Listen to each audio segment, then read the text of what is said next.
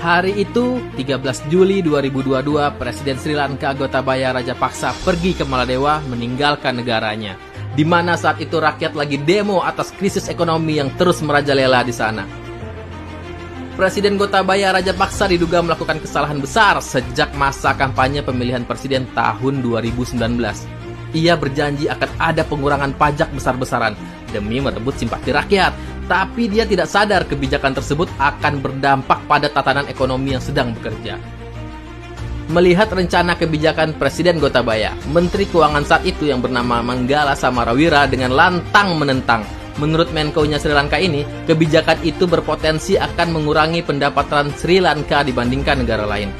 Namun, Presiden Gotabaya terus jalankan kebijakan yang menurutnya disukai masyarakat. Dia mengabaikan saran dari ahli ekonomi negaranya. Bahkan, Presiden Gotabaya kembali mengeluarkan kebijakan yang membuat rakyat semakin senang dengan melarang pupuk kimia luar negeri masuk ke Sri Lanka. Tapi, ujung-ujungnya pertanian masyarakat sama sekali tidak menjadi lebih baik, malah membawa Sri Lanka kekurangan pangan akibat terus gagal panen. Akibatnya, Sri Lanka menjadi negara yang bangkrut. Masyarakat kekurangan pangan, obat-obatan, dan kesulitan untuk mendapatkan BBM. Inilah yang menyebabkan masyarakat chaos sampai sekarang. Selain itu, ada sekitar 60 negara yang terancam bangkrut seperti Sri Lanka. Menurut Bu Sri Mulyani, ini merupakan dampak dari COVID-19 dan akibat perang Rusia-Ukraina, serta naiknya suku bunga Amerika Serikat. Mau negara manapun di sisi bumi ini sama-sama diterjang COVID-19 dan krisis ekonomi saat pandemi. Tapi tenang, kasus Sri Lanka tidak akan berdampak signifikan dengan Indonesia. Ini beda cerita. Indonesia berada dalam posisi yang cukup baik. Kasus COVID-19 yang terkendali dan pemulihan ekonomi yang berlanjut menjadi modal yang kuat dalam situasi gonjang-ganjing saat ini. Ini terjadi karena Presiden Jokowi percaya dengan ahli-ahli ekonomi untuk menangani krisis. Terbukti, di bawah kepemimpinan Erlangga Hartarto, penanganan COVID-19 dan pertumbuhan ekonomi Indonesia lebih baik dari negara lain.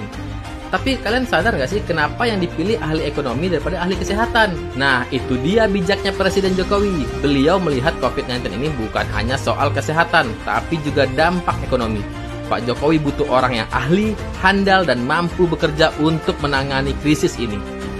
PHK massal tanpa aba-aba dari perusahaan yang tak sanggup lagi membayar upah terjadi di mana-mana.